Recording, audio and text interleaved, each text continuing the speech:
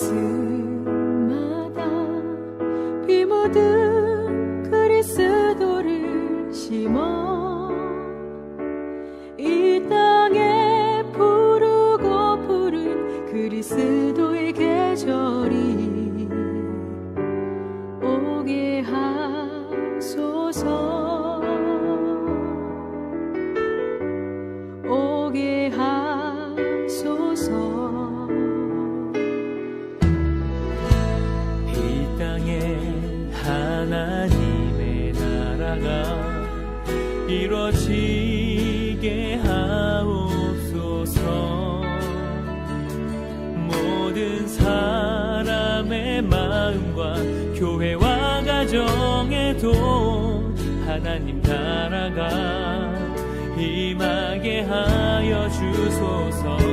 주의 청년들이 예수의 꿈을 꾸고 인류 구원의 환상을 보게 하소서. 한 손에 몸을 들고 한 손에 사랑을 들고 온 땅 구석구석 누비는 나라 되게 하소서.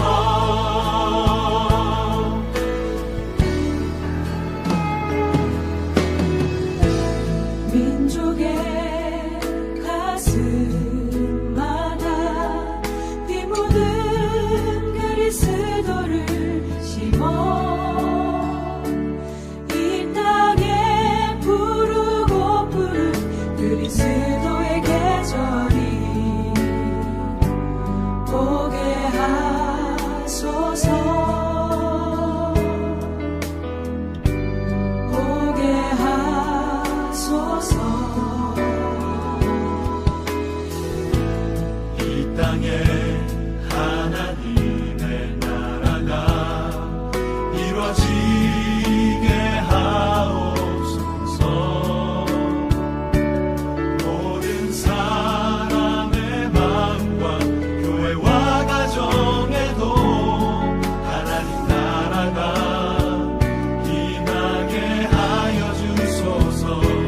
주의 청년들이 예수의 꿈을 꾸고 인류 구원의 환상을 보게 하소서. 한 손에 몸을 들고 한 손에 사랑을 들고 온 땅 구석구석 누비는 나라 되게 하소서. 이 땅 구석구석에서 예수를 주로 고백하게 하소서. 하늘의 뜻 이 땅에 이루어 주소서. 주의 나라 되게 하소서. 주의 청년들이 예수의 꿈을 꾸고 인류 구원의 환상을 보게 하소서. 한 손에 복음 들고 한 손에 사랑을 들고 온 땅 구석구석 누비는 나라 되게 하소서. 예수의 꿈을 꾸고 인류 구원의 환상을 보게 하소서. 한 손에 복음 들고 한 손에 사랑을 들고 온 땅 구석구석 누비는 나라 되게 하소서.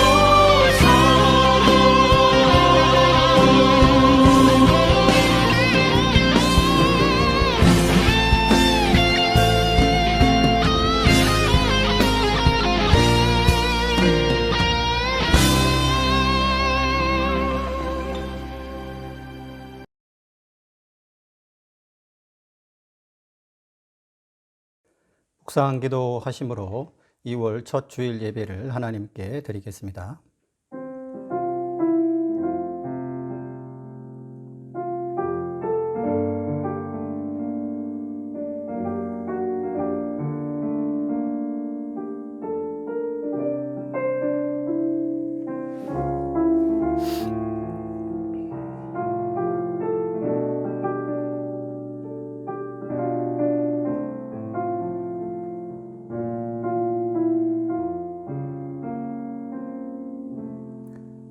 하나님, 우리를 복 있는 사람으로 부르신 것 감사합니다. 복받은 존재로서 하나님께 온전한 예배를 드릴 수 있는 시간이 되게 해 주시옵소서. 예수님의 이름으로 기도합니다. 아멘. 다 같이 찬송가 28장 하시겠습니다.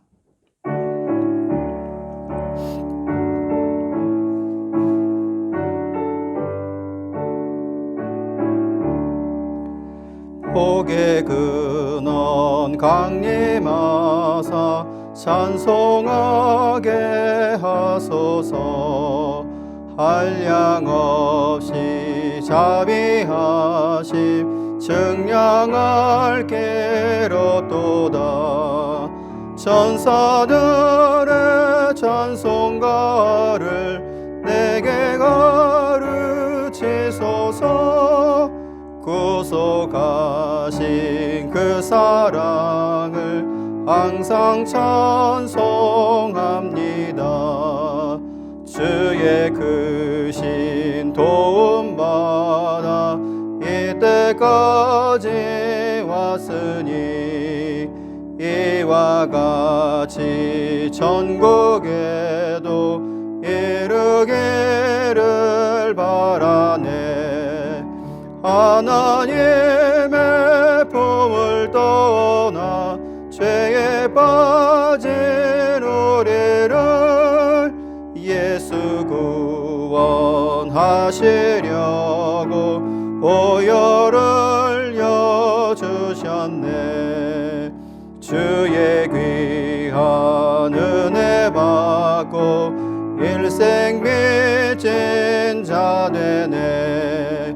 주의 은혜 사슬 대사 나를 주께 매소서.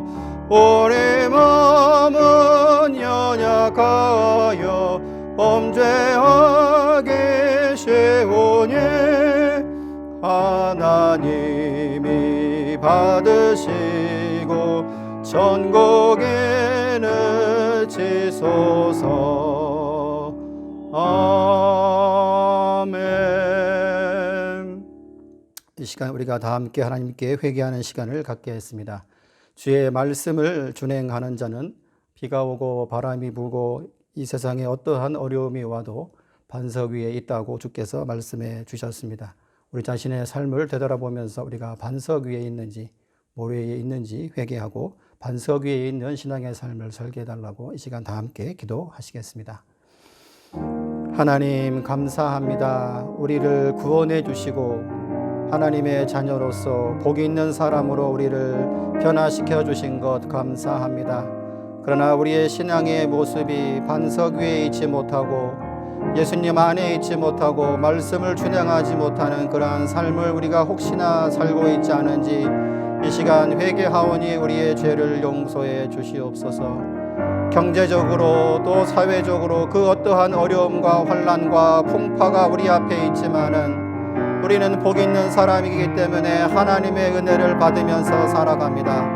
우리가 환난 앞에 그것을 잊어버리거나 하나님을 잠깐이라도 떠난 죄가 있다면 주여 용서해 주시고 이 코로나 상황 가운데에서도 앞으로 그 어떠한 상황을 만난다고 할지라도 반석 위에 예수님 안에 굳건히 서 있을 수 있도록 우리를 주장하여 주시옵소서. 이 시간 우리가 예배의 자리로 나왔습니다. 정결케 하시고 온전한 예배가 될 수 있도록 도와주시며 늘 반석 위에 살아가는 기쁨이 충만할 수 있도록 주께서 우리를 늘 인도해 주시옵소서. 감사하옵고 예수님의 이름으로 기도합니다. 아멘. 이사야 55장 7절에 악인은 그의 길을 불의한 자는 그의 생각을 버리고 여호와께로 돌아오라. 그리하면 그가 궁일이 여기시리라. 우리 하나님께로 돌아오라. 그가 너그럽게 용서하시겠다고 말씀하셨습니다. 이 말씀에 의지해서 우리의 죄가 용서받았음을 믿습니다. 아멘. 다 함께 사도신경 하심으로 우리의 믿음을 고백하겠습니다. 나는 전능하신 아버지 하나님 천지의 창조주를 믿습니다. 나는 그의 유일하신 아들 우리 주 예수 그리스도를 믿습니다. 그는 성령으로 잉태되어 동정녀 마리아에게서 나시고 본디오 빌라도에게 고난을 받아 십자가에 못 박혀 죽으시고 장사된 지 사흘 만에 죽은 자 가운데서 다시 살아나셨으며 하늘에 오르시어 전능하신 아버지 하나님 우편에 앉아 계시다가 거기로부터 살아있는 자와 죽은 자를 심판하러 오십니다. 나는 성령을 믿으며 거룩한 공교회와 성도의 교제와 죄를 용서받는 것과 몸의 부활과 영생을 믿습니다. 아멘. 최수만 집사님 기도하시겠습니다. 천지 만물을 창조하시고 뜻하신 대로 섭리하시는 살아계신 하나님 아버지, 모든 존귀와 영광과 찬양을 높여드리옵나이다. 전염병에 대한 공포가 온 세상을 뒤덮고 있는 이 환란의 때에 지난 한 주간 동안도 성령님 함께 하시어 눈동자와 같이 지켜주시고 오늘 거룩한 주일을 맞아 하나님을 예배하게 하심을 감사드립니다. 하나님 허락하신 귀한 믿음 붙들고 이 위기를 이겨나게 하여 주시옵소서. 오직 십자가의 보혈로 저희들을 지켜주시고 모든 죄악과 허물을 깨끗게 하여 주시옵소서. 이 시간에도 코로나와 여러 병마들로 인해 고통받는 사랑하는 성도들이 있습니다. 사랑의 하나님, 치료의 강선을 바라사 치유하여 주시옵소서. 경제적인 어려움과 가정의 문제로 고민하는 성도들이 있습니다. 하나님, 세윤과 용기 주셔서 이기게 하여 주시옵소서. 사업과 직장과 학업의 여러 문제로 고민하여 간구하는 모든 기도들 하나님 들어주시고 친히 응답해 주시옵소서.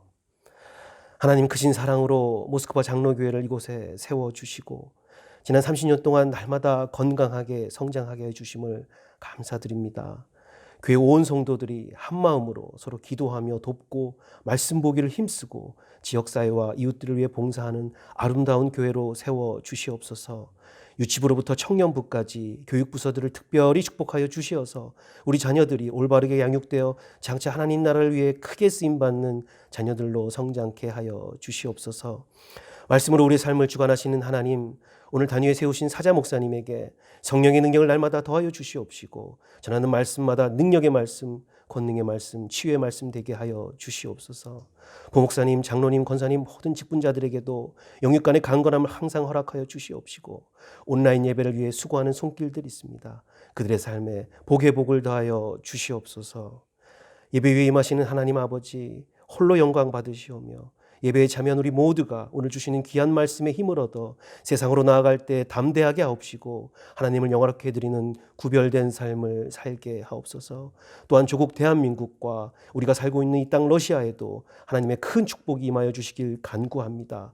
지금 이 시간에도 전 세계에 흩어져서 복음을 전하고 계신 선교사님들의 사역과 그들의 건강을 지켜주실 것을 믿사오며 우리를 구원하신 예수 그리스도의 이름으로 기도드립니다. 아멘.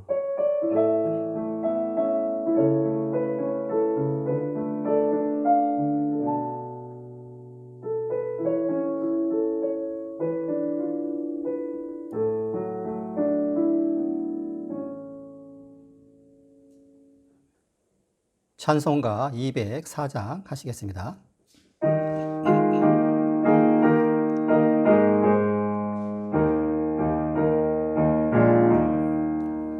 주의 말씀 듣고서 순행하는 자는 안석 위에 터닫고 셉을 지음 같아 비가 오고 몰라며 바람 부딪혀도 안석 위에 세운 집 무너지지 않네.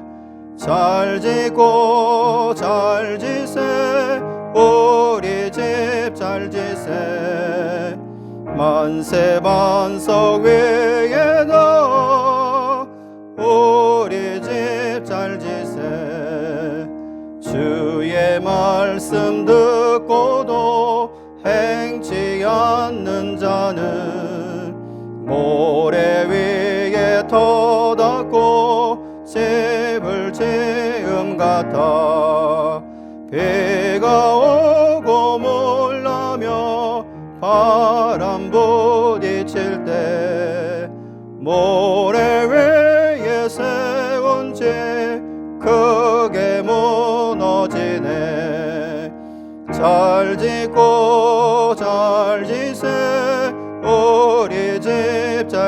지세 만세 반석 위에다 우리 집 잘 지세 세상 모든 사람들 집을 짓는 자니 반석 위가 아니면 모래 위에 짓네 우리 구주 오셔서 지은상을 줄 때 세운 공로 따라서 영영상 벌 주리 잘 짓고 잘 지세 우리 집 잘 지세 만세 반석 위에다 우리 집 잘 지세. 오늘 보실 하나님 말씀은 시편 1편 1절에서 6절까지 말씀입니다. 시편 1편 1절에서 6절까지 말씀입니다. 다 함께 봉독하시겠습니다. 복 있는 사람은 악인의 꾀를 따르지 아니하며 죄인들의 길에 서지 아니하며 오만한 자들의 자리에 앉지 아니하고 오직 여호와의 율법을 즐거워하여 그의 율법을 주야로 묵상하는도다. 그는 시냇가에 심은 나무가 철을 따라 열매를 맺으며 그 잎사귀가 마르지 아니함 같으니 그가 하는 모든 일이 다 형통하리로다. 악인들은 그렇지 아니하며 오직 바람에 나는 겨와 같도다. 그러므로 악인들은 심판을 견디지 못하며 죄인들이 의인들의 모임에 들지 못하리로다. 무릇 의인들의 길은 여호와께서 인정하시나 악인들의 길은 망하리로다. 아멘.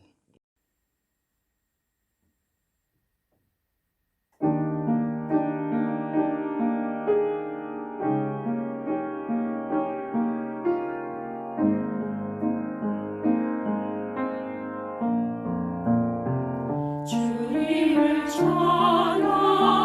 찬양하기 원해 나 주님 얼굴 보기 원해 내 맘에 있는 모든 슬픔 주님 앞에 내놓기 원해 주님을 찬양하기 원해 나 주님 얼굴 보기 원해 내 맘에 있는 모든 슬픔 주님 앞에 내놓기 원해 주님 앞에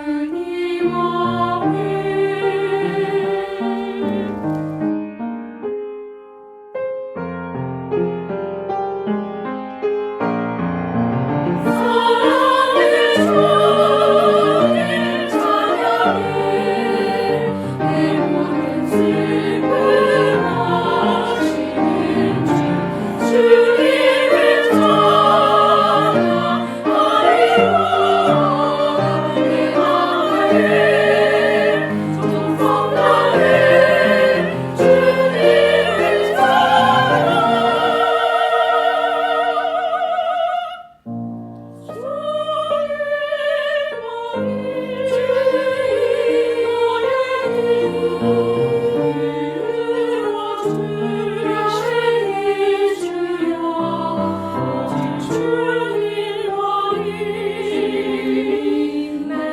주님을 되시길 원해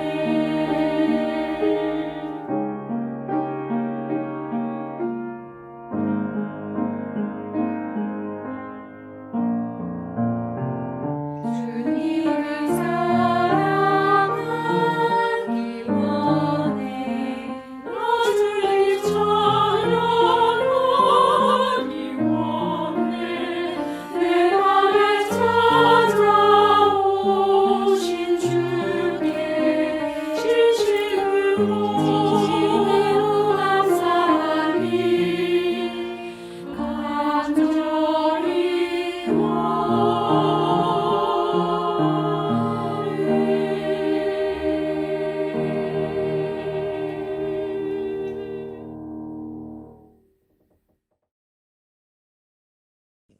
복이 있는 사람이란 제목으로 목사님 말씀 전하시겠습니다. 일본의 삿포로의 조그마한 도시에 한 학교가 있습니다. 오래된 기독교 학교인데 사회적으로 뭐 그렇게 유명한 학교는 아니었습니다. 이 학교는 뭐 학생들을 좋은 명문대에 보내는 그런 학교는 아니었지만은 주변에서 매우 신실한 크리스찬 고등학교로 그렇게 알려져 있는 학교입니다. 그런데 이 학교에는 한때 키가 아주 작고 아담한 여 선생님 한 분이 계셨는데 그분의 이름이 마치모토 선생님이었습니다. 이분은 서예 선생님이었습니다. 학생들에게 붓으로 글씨를 쓰는 일들을 가르쳤던 그런 선생님이었습니다. 이 선생님은 학생들을 사랑으로 잘 지도해서 학생들로부터 참 이 사랑을 받던 학생들이 참 존경했던 그런 여 선생님이었습니다. 일상적인 공부뿐만 아니라 이 선생님은 학생들에게 삶을 살아가는데 어떻게 살아가야 되는지에 대한 이 삶의 방식을 가르치는 그런 일도 자주 했습니다. 마치모토 선생님은 늘 천사의 마음을 갖고 이웃과의 사랑이 중요하다는 것, 그리고 하나님의 사랑을 몸소 실천하면서 그렇게 모범을 보였던 그런 삶을 살았습니다. 가정이 깨어져서 힘든 학생들에게는 상담을 하면서 위로를 해주기도 하고, 상황이 어려운 가정에는 조그마한 도움을 주면서 또 힘을 북돋아주는 그런 일들을 했습니다. 세월이 흘러서 이 선생님도 학교에서 이제 은퇴를 하게 되어졌습니다. 그러나 그분은 여전히 학생들을 또 돌아보고 또 주변의 이웃들을 사랑하는 그런 삶의 모범을 보이면서 살았습니다. 그리고 수많은 세월이 흘렀습니다. 어느덧 선생님의 연세도 많아서 백발의 노인이 되었습니다. 그러나 학생들에 대한 사랑만은 변하지를 않았습니다.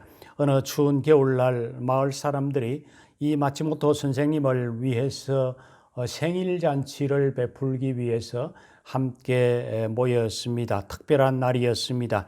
머리가 하얀 노인부터 또 새파랗게 젊은 어린 아이에 이르기까지 이 선생님의 100살 생일잔치를 베푸는 그런 자리가 있었습니다.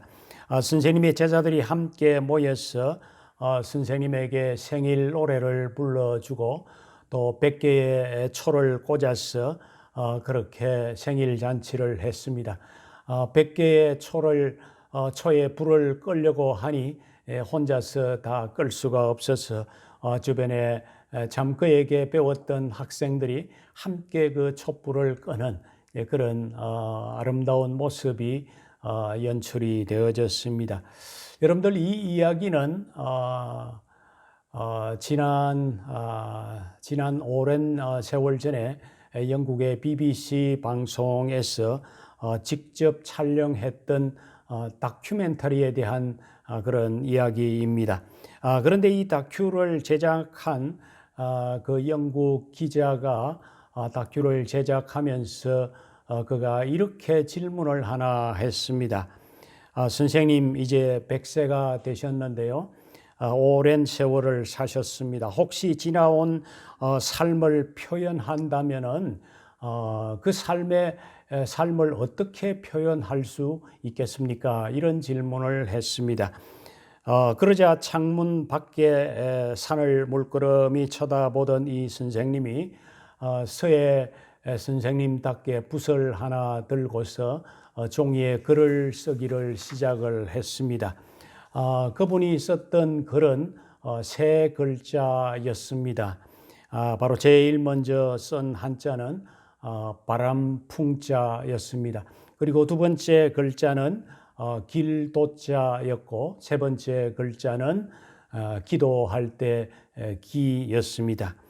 그러니까 풍도기라고 하는 이 세 글자를 그가 쓰면서 내가 지난 100년 동안 살아왔던 삶을 이렇게 한마디로 표현하면은 바로 이 세 글자입니다 라면서 그가 설명을 덧붙이기를 참 바람이 부는 인생길을 지금까지 기도하면서 살아왔습니다. 이렇게 했습니다.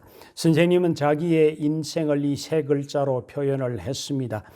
그리고 다큐멘터리가 이제 방영되고 난 이후에 얼마 있지 않아서 이 선생님은 세상을 떠났습니다.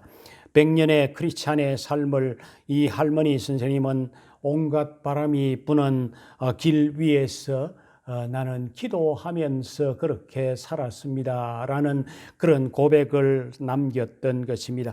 저는 이 이야기를 읽으면서 아마도 오늘 우리가 읽은 이 시편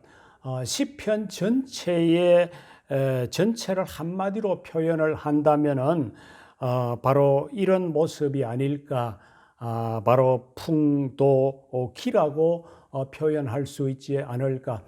수많은 시편을 기록을 했던 저자들의 인생도 역시 마찬가지로 바람이 부는 인생의 길들을 기도하면서 걸었다고 하는 그런 모습의 삶이 아니었을까 생각이 들었습니다. 여러분들 시편이 주로 사실은 기도이지 않습니까? 시편의 저자들이 다 바람 부는 길을 기도하면서 지었던 기도 시입니다. 여러분들 우리 크리스찬의 라이프를 뭐라고 합니까? 때로는 순례길이라고 하지요. 하늘에서 와서 다시 하늘로 돌아가는 것이 우리의 인생의 걸음이라고 하는 것입니다.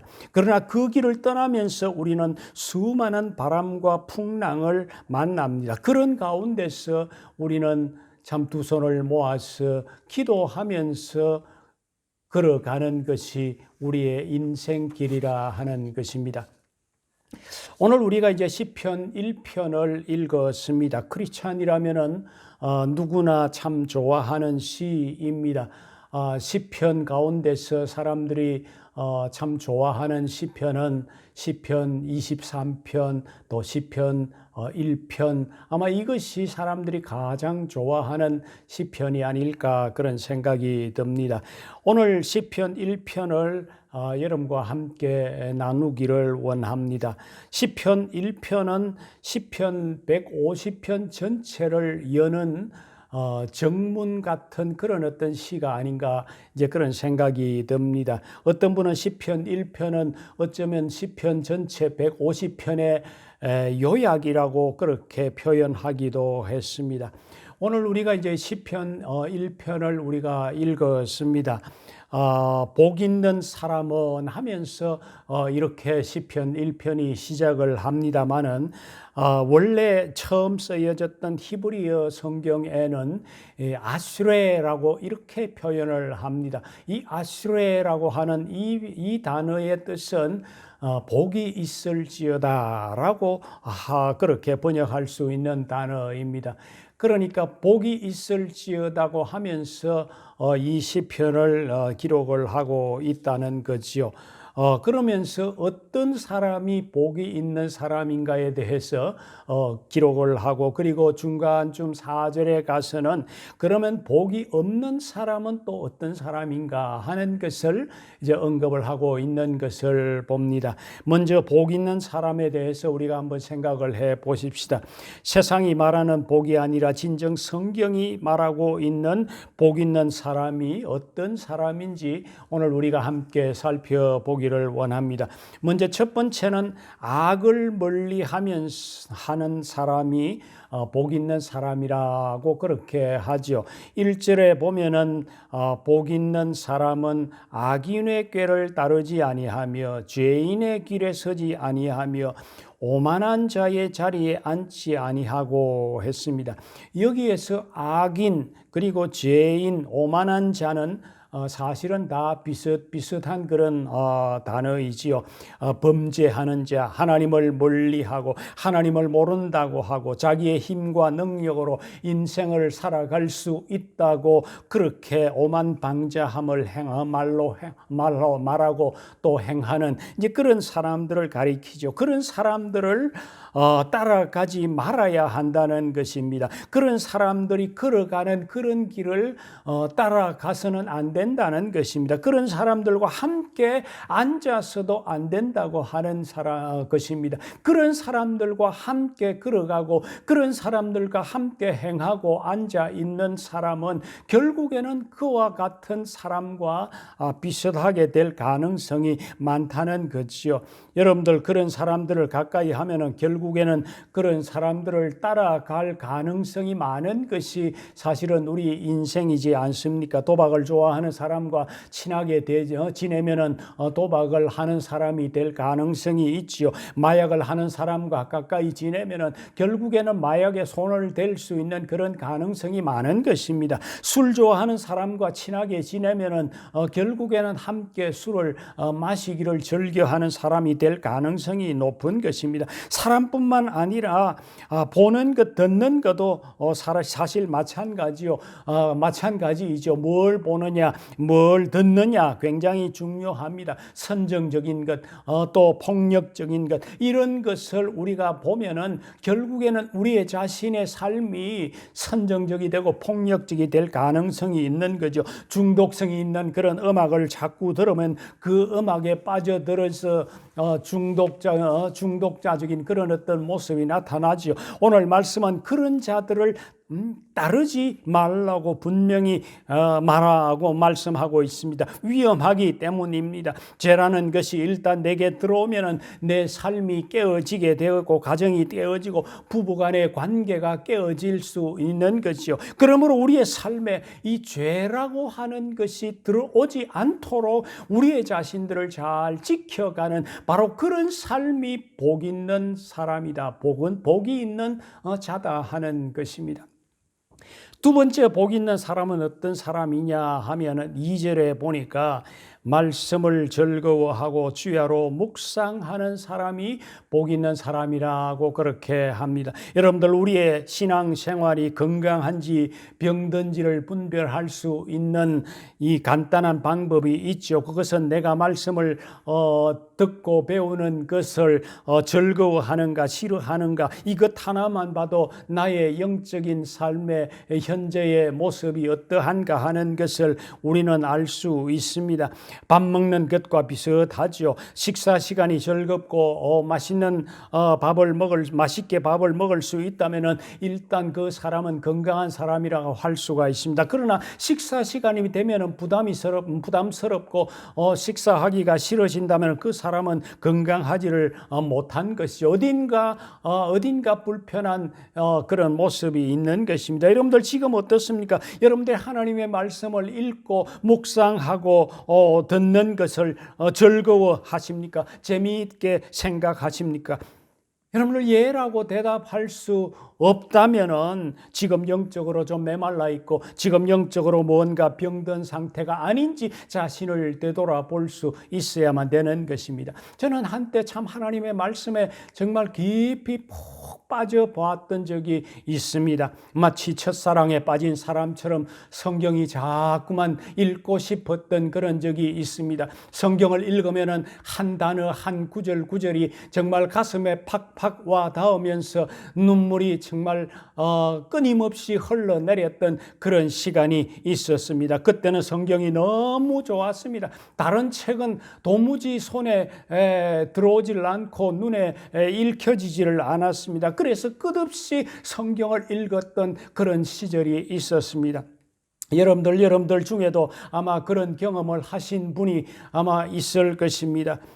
그때는 정말 말씀 보는 것이 너무도 기쁘지요. 그런 경험을 한번 여러분들도 꼭 한번 해볼 수 있는 그런 기회가 있었으면 좋겠습니다. 그런데 그런 시간이 오랫동안 지속되지는 않는 것 같습니다. 첫사랑이 조금 지나면은 그 사랑이 식어지듯이 아마 좀 그런 것 같아요. 그런데 그 가슴 설레는 그 사랑 감동이 주는 것은 우리의 가슴 속에 오랫동안 여운이 남는 것입니다. 그 사랑을 품고 사실은 평생을 살아가는 것입니다. 기쁠 때나 슬플 때나 건강할 때나 병들 때나 은근한 사랑이 부부간에 참 이 관계를 한평생 맺어주는 것과 같은 것입니다. 우리도 한평생 이 하나님의 말씀을 붙들고 은근히 사랑하는, 끊임없는 하나님의 말씀을 묵상하는 그런 삶이 우리 모두에게 있어졌으면 좋겠습니다. 여러분들, 묵상이라고 하는 것이 무엇입니까? 하나님과 대화하는 거죠. 하나님이 이렇게 말씀하셨구나, 하나님의 생각이 이렇구나 하면서 하나님의 생각이 무엇인지, 하나님이 나에게 무슨 말씀을 지금 하고 있는지를 말씀을 읽으면서 묵상하면서 느껴보는 것입니다. 그러면은 하나님의 말씀이 또 때로는 무슨 의미인지 궁금할 때가 때로는 있습니다. 그럴 때는 하나님 앞에 엎드려 하나님의 이 말씀이 도대체 무슨 의미입니까? 이 말씀이 도대체 나에게 하시기를 원하는 그 메시지가 무엇입니까? 그런 기도를 하게 되죠. 내 삶에 이런 부분이 좀 부족하구나 하는 것을 느끼면서 또 이렇게 고쳐가야 되겠다고 생각도 하죠. 이렇게 끊임없이 묵상하면서 우리의 자신들의 부족함을 돌아보고 또 회복하고 또 고쳐가는 것입니다. 여러분, 오늘 말씀에는 바로 이렇게 사는 사람이 복 있는 사람이라고 그렇게 하고 있는 것입니다. 그러면 여러분들, 복 있는 사람이 삶에 어떤 일이 일어난다고 합니까? 3절에 보면은 그는 시냇가에 심은 나무가 철을 따라 열매를 맺으며 그 잎사귀가 마르지 아니함 같으니 그가 하는 모든 일이 다 형통하리로다 합니다. 바로 이런 일이 복 있는 사람의 삶에 일어난다고 하는 것입니다. 먼저 열매가 있다고 합니다. 시냇가에 심겨진 나무처럼 그의 삶 가운데 열매가 있는 그런 삶이 있다는 것입니다. 주님은 우리의 삶에 열매가 맺히기를 원하지요. 우리가 악인을 따라 범죄하는 자리에 나아가지 않고 말씀을 늘 듣고 묵상하면서 살아가면 우리의 삶 가운데 열매가 맺히는 그런 삶을 살아갈 수 있게 해 주신다는 그런 것입니다. 그 다음에 어떤 일이 일어난다고 합니까? 잎사귀가 마르지 아니함 같다고 했습니다. 가뭄 가운데서도 시냇가에 심기어지면은 그 나무가 참 마르지를 않는 것입니다. 시냇가에 심겨진 나무를 보신 적이 있습니까? 늘 물을 빨아들이면서 싱싱하게 그 잎이 자라고 있는 것을 우리는 볼 수가 있습니다. 그렇게 되면은 결국에는 열매가 잘 맺혀질 수 있게 되는 것입니다. 이런 나무처럼 열매를 많이 맺히고 잎도 싱싱하게 자라는 나무처럼 그가 하는 모든 일이 형통하게 될 것이라 하는 것입니다. 여러분들, 형통이라고 하는 것이 무엇입니까? 막힘이 없다는 얘기이지요.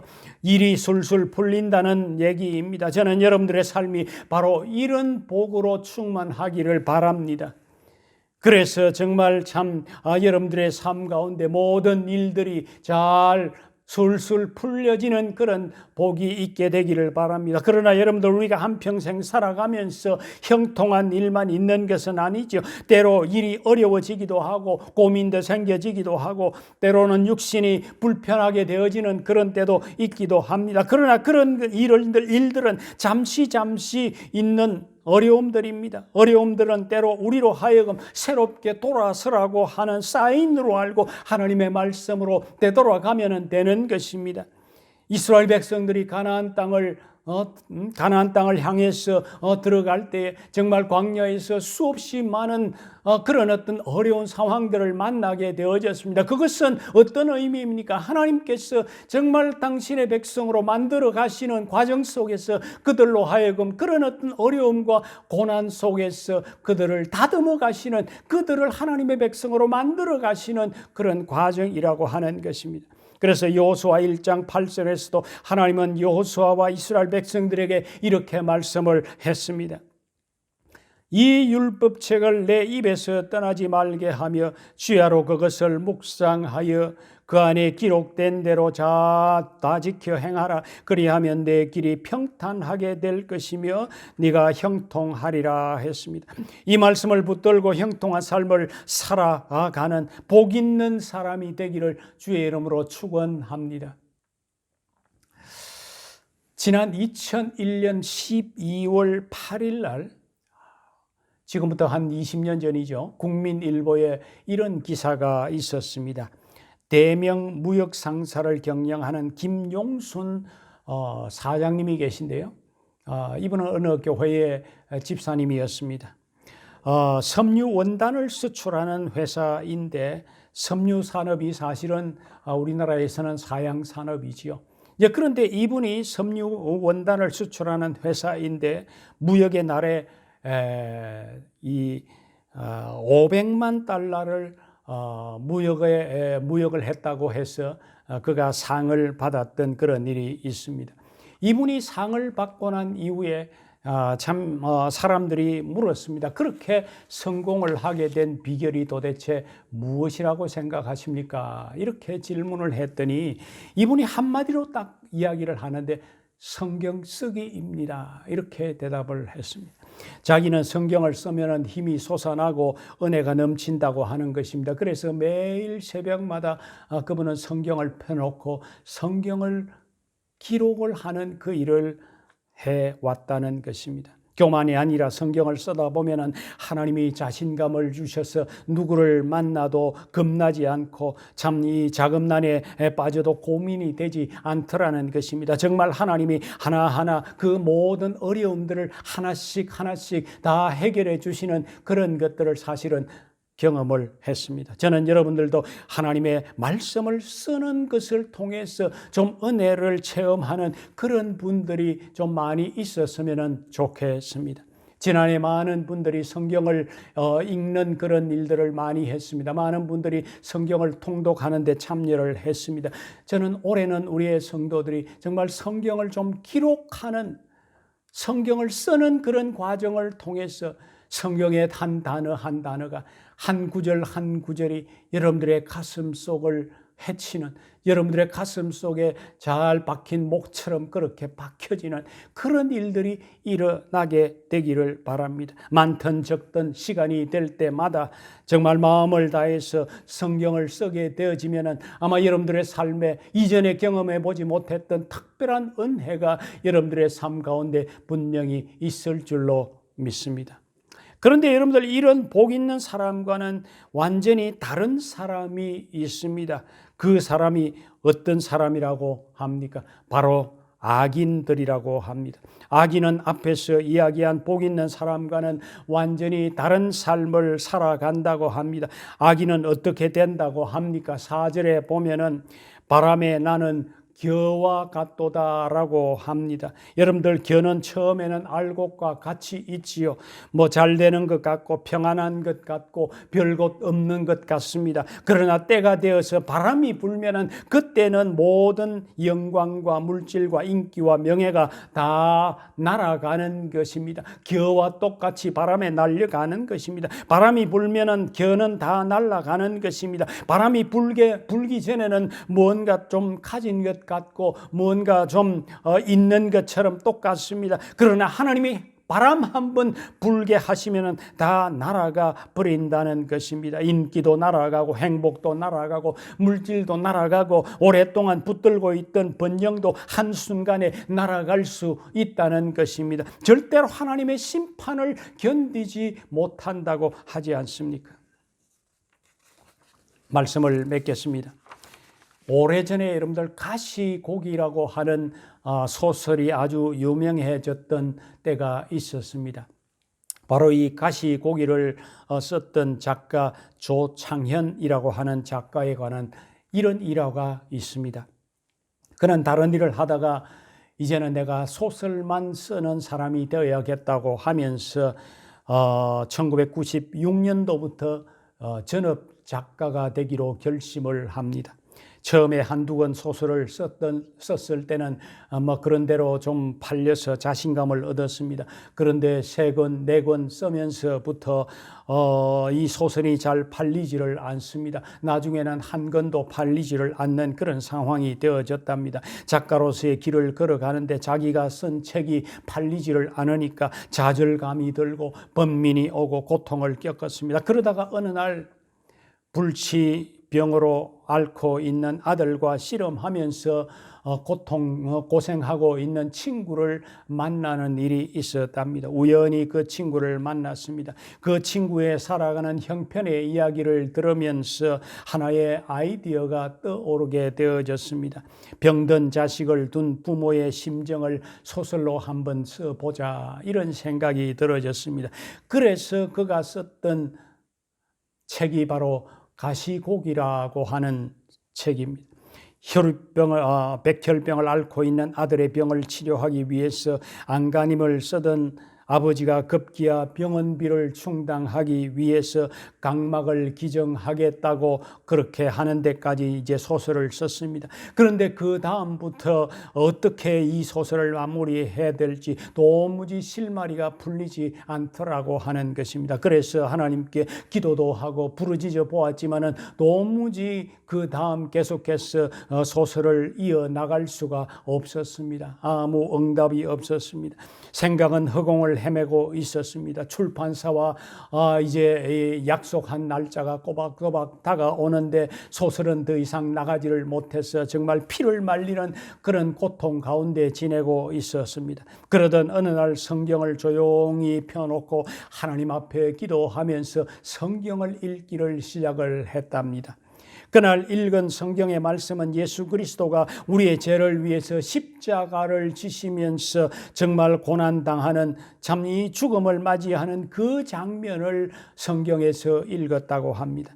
하나님의 아들이 우리를 위해서 우리의 죄를 짊어지고 대신 죽어가시는 그 십자가에서 희생하시는 모습을 그가 읽으면서 그 가운데서 갑자기 번쩍하면서 지나가는 바로 아이디어가 있었다고 합니다. 그것은 바로 하나님이 주시는 그런 지혜였습니다. 하나님께서 갑자기 영감을 주신 것이었습니다. 예수님이 우리를 위해서 희생하신 것처럼 이렇게 소설을 마무리를 하자, 아버지가 아들을 위해서 완전히 죽어서 희생하는 것처럼 가시고기가 자기의 새끼들을 다시 살리기 위해서 자신의 몸을 완전히 주어서 새끼들이 자신의 몸을 뜯어먹고 그렇게 살아갈 수 있도록 하는 그런 어떤 생각이 번쩍 아이디어로 떠올랐다는 것입니다. 그래서 그 소설을 마무리를 했다고 합니다. 다 쓴 원고를 가지고 출판사를 가면서 그는 혼자말로 이렇게 중얼거렸다고 합니다. 한 10,000권 정도만 팔렸으면 좋겠다, 이런 생각을 하면서 출판사에 그것을 넘겨주었습니다. 그런데 IMF가 터진 어려운 때에 생각 이상으로 이 소설이 팔려서 무려 140만 권이 팔리게 되어졌던 것입니다. IMF 위에 실직을 당한 아버지들이 가족을 위해서 마음을 태우고 고생을 하는 이 사회적인 상황과 딱 맞아 떨어진 것입니다. 그때 이 가시고기의 이 소설을 읽고 아버지의 눈에서 눈물이 흐르지 않은 아버지는 아무도 없었다고 하는 그런 말까지 그 당시에 있었다는 것 우리가 다 기억을 합니다. 여러분들, 우리의 삶 속에서도 하나님께서 지혜를 주시면은 밑바닥에 떨어졌던 인생이라도 어느 날 갑자기 꼭대기로 올라갈 수 있는 것이 우리의 인생이라고 하는 것을 우리가 다시 한 번 더 기억할 필요가 있는 것입니다.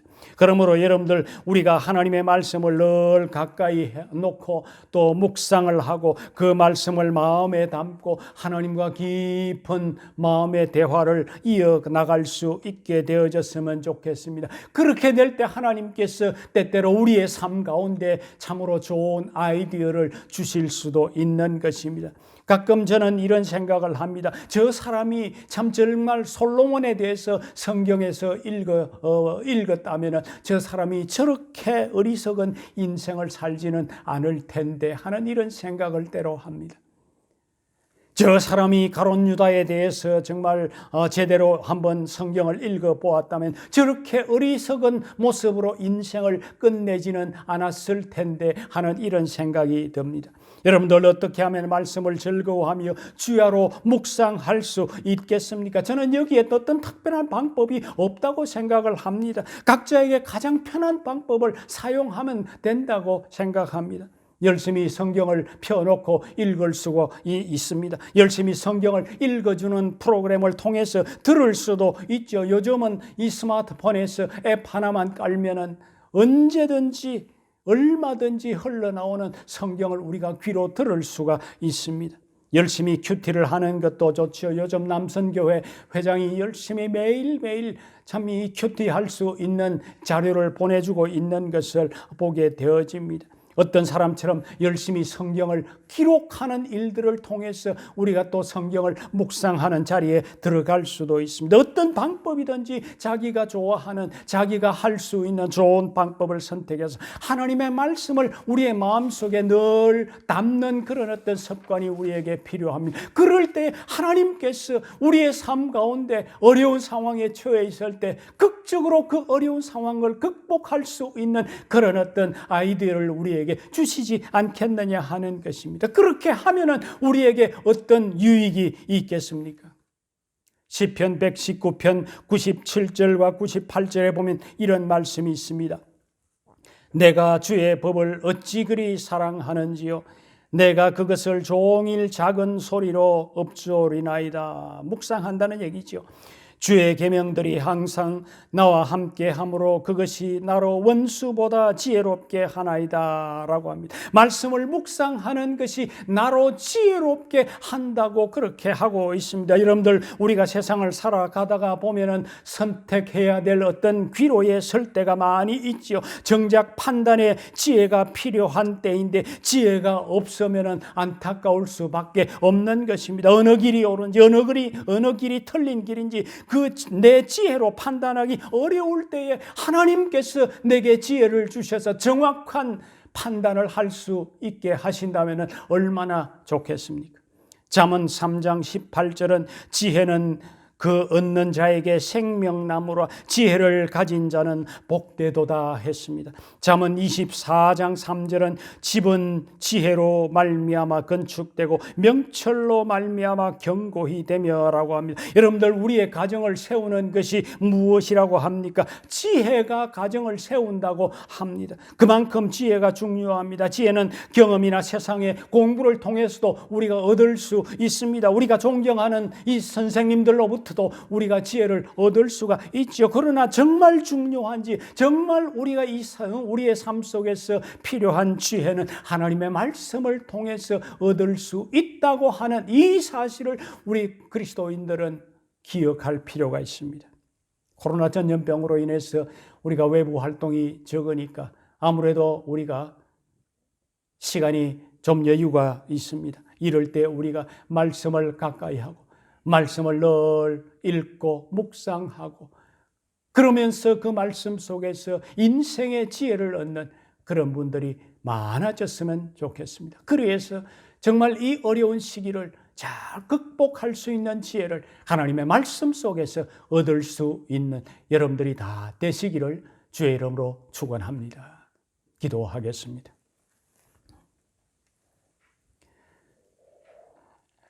감사하신 하나님 아버지, 오늘 우리에게 하나님의 말씀을 읽고 묵상하는 것이 우리의 삶 속에서 얼마나 중요한지를 다시 한 번 더 기억할 수 있게 해주셔서 감사합니다. 말씀을 묵상하는 것이 나를 지혜롭게 하고 복되게 하고 가정을 세우는 지름길이라고 했사오니 우리가 이제 말씀을 읽고 묵상하고 말씀을 기록하는 모습을 통해서 삶의 지혜를 얻는 우리들이 다 되게 해 주시옵소서. 오늘도 하나님 앞에 감사함으로 예물을 드리는 성도들의 손길을 기억해 주시고 그들의 삶에 윤택함을 더해 주시옵소서.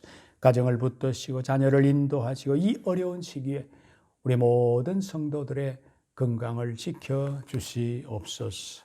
영광을 주님께 돌리며 예수님 이름으로 기도합니다. 아멘. 우리 찬송하겠습니다. 찬송은 200장 하겠습니다.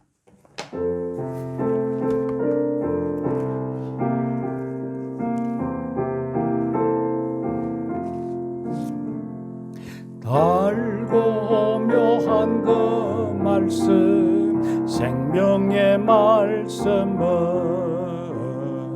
귀한 그 말씀 진실로 생명의 말씀이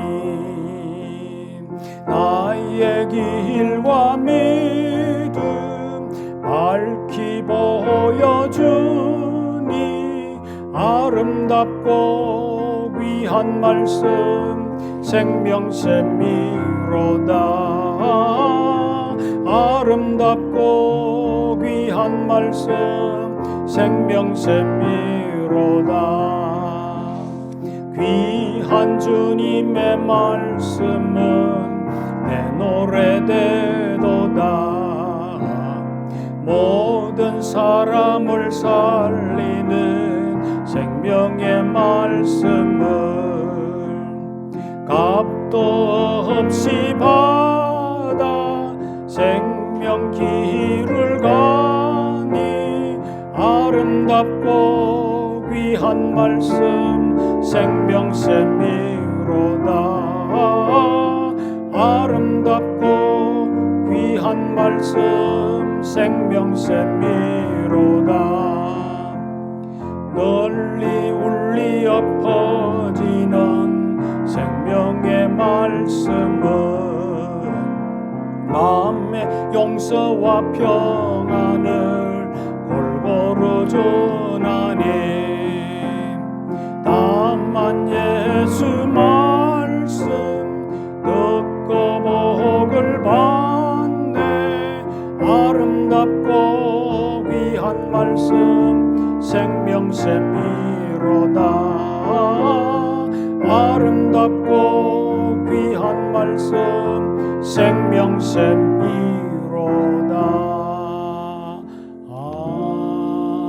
아멘. 2월의 기도하고 마치도록 하겠습니다. 팬데믹 상황 가운데서도 주의 은혜로 2월을 허락하심에 감사하며 이번 달에도 변함없는 은혜를 누리게 하시고 닫힌 문은 열리고 막힌 담은 무너짐으로 모든 것이 회복되게 하소서. 온라인으로 진행되는 모든 공적인 예배와 수요 성경 공부, 중고등부와 유초등부의 예배에 기름 부어 주셔서 성령의 감동으로 신앙이 회복되고 삶의 가치관이 변화되고 가정의 평강이 넘치게 하소서. 지구촌을 뒤덮은 전염병으로 온 세상이 공포와 불안에 쌓여 있을 때 두려워하지 않고 세일을 행하시는 보이지 않는 하나님을 바라보는 믿음으로 살아가게 하옵소서. 아멘. 기도하겠습니다. 우리를 구원하신 예수 그리스도의 은혜와 하나님 아버지의 사랑과 성령의 교통하심이 오늘도 주 앞에 예배 자리에 나온 모든 우리 성도들과 그 가정과 삶의 기업과 또 그 자녀들 후손들 위해 지금부터 영원토록 함께 계실지어다. 아멘.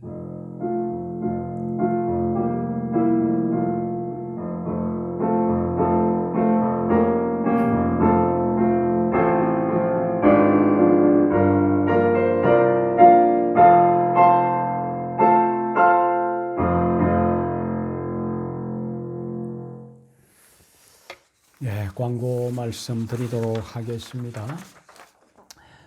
지난주에 광고를 드린 대로 금요 기도회는 오후 4시부터 유튜브에 공개를 하게 되어졌습니다. 지난 금요일부터 시작이 되어졌습니다. 여러분들 오후 4시 이후부터 시간이 될 때 언제든지 들어오셔서 함께 또 말씀 듣고 기도하는 이 일에 동참해 주시면 좋겠습니다. 우리 교회가 늘 매년마다 우리 한국 학생들과 또 러시아 학생들에게 장학금을 지원하는 이런 행사를 해 왔었습니다. 그런데 지난 해에 좀 재정적인 상황으로 진행을 하지 못했습니다. 그래서 올해 연초에 이 연초에 장학금을 지원하는 그런 행사를 좀 하려고 합니다. 장학금을 우리 받는 학생은 두 사람입니다. 두 사람을 선정을 해서 전달을 하겠습니다. 그 지난 해에는 우리 한국 교회와 또 러시아 교회 이 학생들에게 6명을 이렇게 장학금을 지원했는데 이렇게 올해는 2명만 일단 선정을 했습니다. 재정적인 상황이 나아지면은 조금 더 계속해서 이렇게 학생들에게 장학금을 지원을 하려고 합니다. 장학금을 지원하는 의도는 그들이 정말 그들이 준비해야 될 이 학생 시절에 더 잘 미래를 위해서 준비해서 앞으로 하나님 나라에 귀하게 쓰이는 사람들로 자라기를 바라는 그런 우리의 기도를 담아서 이제 이 장학금을 지원하게 되어집니다. 오늘 장학금을 이제 받을 학생은 두 학생입니다. 김사무엘과 또 복율지 이 두 학생입니다. 이 시간에 두 학생 앞으로 나와주시면 좋겠습니다. 장학증서 성명 김사무엘. 위 학생은 평소 신앙생활과 행실에 있어서 교회 내 모범이 되기에 하나님 나라의 차세대 리더로 자라날 수 있도록 격려하기 위해서 정서와 함께 장학금을 수여합니다. 2021년 2월 7일 모스크바 장로교회 담임 목사 이헌철.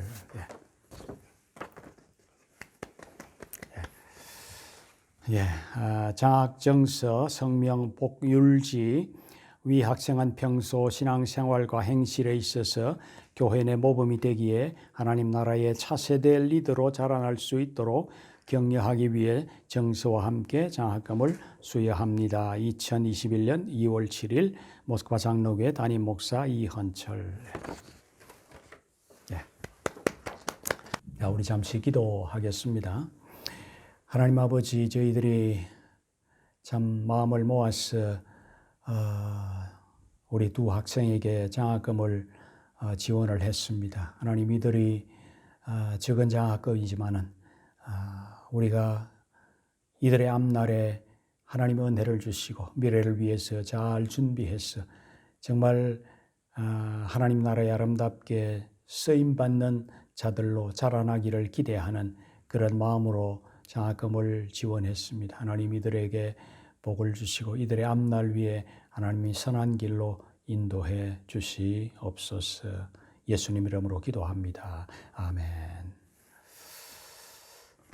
우리 성도 가운데 황수인 이솔림 집사님 가정이 금요일 지난 2월 5일 금요일 저녁 비행기로 한국에 귀임하셨습니다.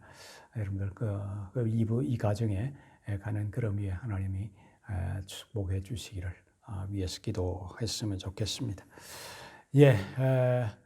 여러분들 바이러스에 감염되지 않도록 여러분들 건강을 잘 지켜서 우리가 다 함께 또 모여서 대면 예배 드릴 때 또 환한 얼굴로 기쁘게 또 우리가 볼 수 있는 그런 모습이 되었으면 좋겠습니다. 예배를 마쳤습니다. 안녕히 계십시오.